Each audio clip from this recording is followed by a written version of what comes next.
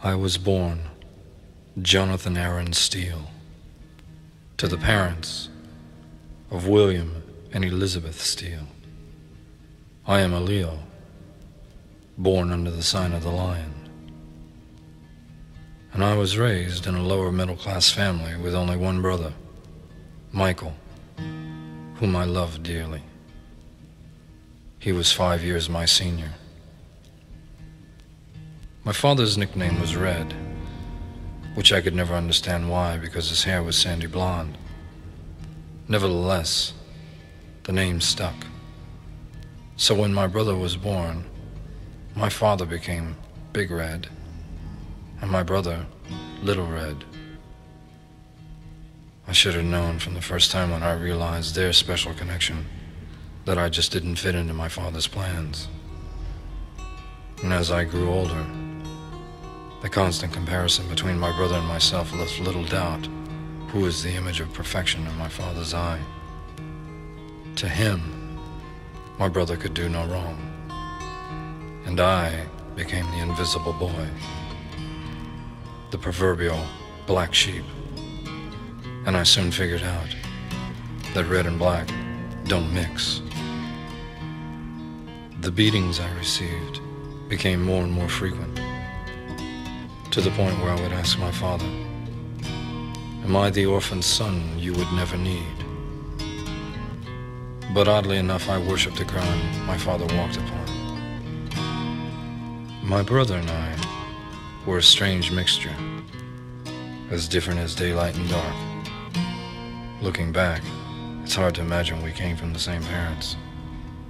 And I sometimes wondered if we had the same father. But I always dismissed that idea, as my mother was far too religious, and my father as well, to ever even think of such a thing. But my brother, who had always sensed my parent instilled insecurities, tried his best to encourage me, for I was different and he knew it. He often told me when I was born, an angel flew over my bed and christened me with a magic wand and said, "You shall be the one." And I had no idea what the one was, but as I grew older, I began to understand. Most boys put their mother on a pedestal and worship them like the Virgin Mary. But with her too, my relationship was different, and not for the good. She was opinionated, uneducated, sometimes prejudiced, overbearing, believed everything she read, true or not, and when it came to religion was overzealous to say the least. A mind-boggling combination, but she was pretty, very pretty. And I would often wonder, bordering on complete confusion, how a person of this description could rationalize life. This was a series of characteristics that many times in my life I would look back on in bewilderment, and the women I sought after when I was older would be nothing like her. In the pain of youth, the misery of my neglect would manifest itself in many ways. Depression, my enemy. Fear, my friend. Hatred, my lover. And anger, fuel for my fire. These four characteristics of my personality would become the guiding force in my life and would control everything I did or was to become. I shall explain later in the story about them, which I call my 4 doors of doom. The mirror, the great plaything for man's vanity. The mirror was to become at times my altar of refuge, and at others, my alter ego and its magnificent obsession with the relentless pursuit of attention. It served as a chilling reflection of my own wretchedness and my greatness. It was the one place I could go to see inside myself, to find love in an otherwise loveless household, where I could be great, where I could be anything or anyone I wanted to be. 100% pure escapism until I discovered its precious secret. The mirror lives. It breathes. It talks. It lies. It has a personality all its own. It is a genie that grants all the wishes you could ever dream, at least in my case. All except two. It was my 14th birthday, the day that changed my life forever.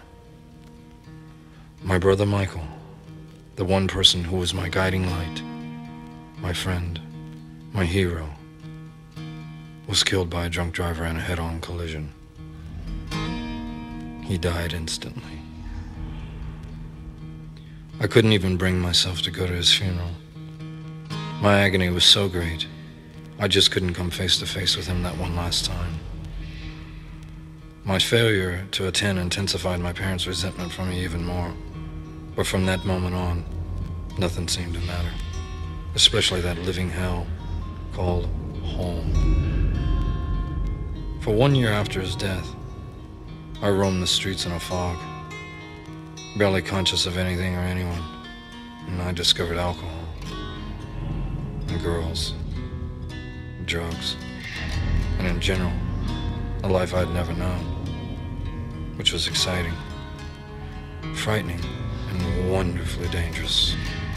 And it was then, as I staggered through a downtown city street in one of my drunken rages, I stumbled across a small music shop, and in the window there stood the instrument, the fiery tool that would become the object of my newfound desire, the instrument of my passion, my obsession, the blood-red six-string. It was like I'd known the thing all my life. I soon found it was the only way I could truly express myself. It was a way to vent all my frustrations, all my pain, completely open all my four doors of doom. And I found myself going to the mirror for counsel, less and less. Because of this, my songs seemed to write themselves, and I knew my destiny was in my music. But I was going to have to get out of this backwoods town I was in, if I was ever going to succeed. And I was 16 going nowhere, and the only thing my parents knew was live, work, die. And if I stayed there, that's exactly what was going to happen to me. I was going to die. So I ran away to the big city, with the lights, excitement, the danger, and a chance for me to finally live, and to do my music without the persecution I had known for so long. I hitchhiked all the way, with a suitcase in one hand and my guitar on the other. And as I stood at the edge of the city, the magic of the place was incredibly intense. It was to be my new home, the place I would call the arena of pleasure.